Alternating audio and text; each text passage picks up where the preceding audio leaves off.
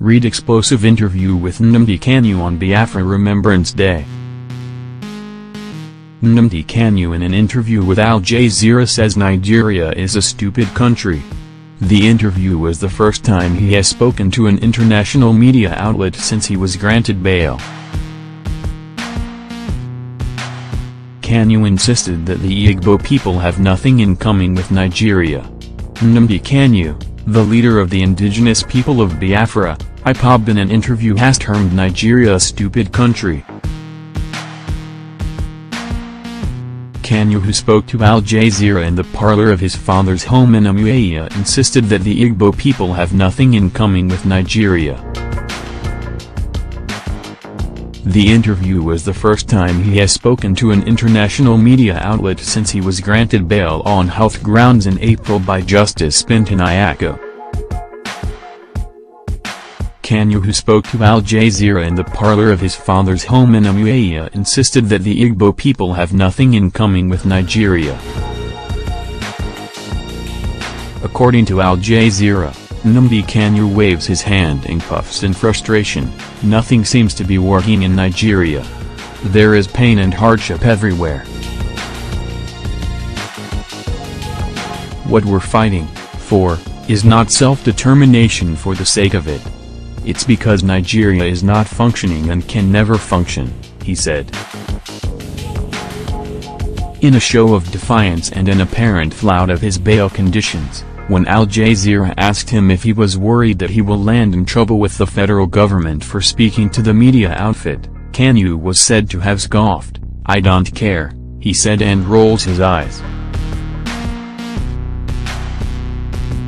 Lamenting his situation, Kanu said, "I can't go outside to call for a press conference. I can't go on Biafra radio to broadcast.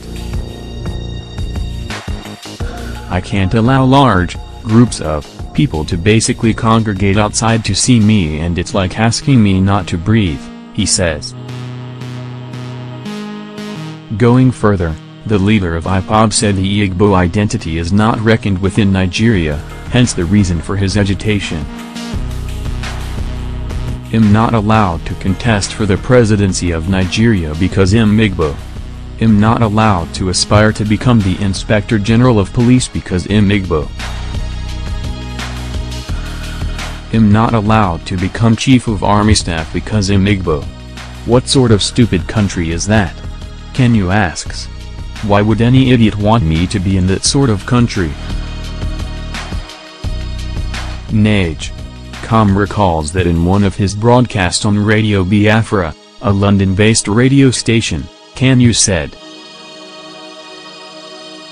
"We have one thing in common, all of us that believe in Biafra, one thing we have in common, a pathological hatred for Nigeria. I cannot begin to put into words how much I hate Nigeria."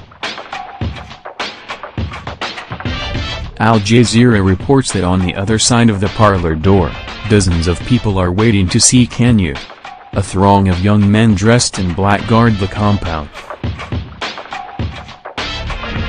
They refer to Kanu as our Supreme Leader or His Royal Highness.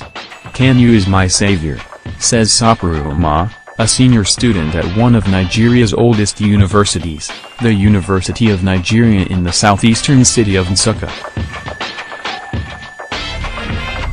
Just like Jesus was sent to save the world, Kanu was sent by God himself to save the Igbo people. Meanwhile, the Tuesday, May 30th, sit-home exercise as proposed by the indigenous people of Biafra, IPOB, kicked off in the southeast. Photos making the rounds all over social media show that many people within the region have complied with the order to stay home. Very few people have been seen on the streets and businesses have been locked down for the day. But as the sit-at-home order continues with the shutdown of some states in the southeast, a group from the region has warned Nnamdi Kanu against alleged continued flouting of the bail conditions granted him. Governors from the southeast also maintain that there is no secession plan in the agenda of the Igbos.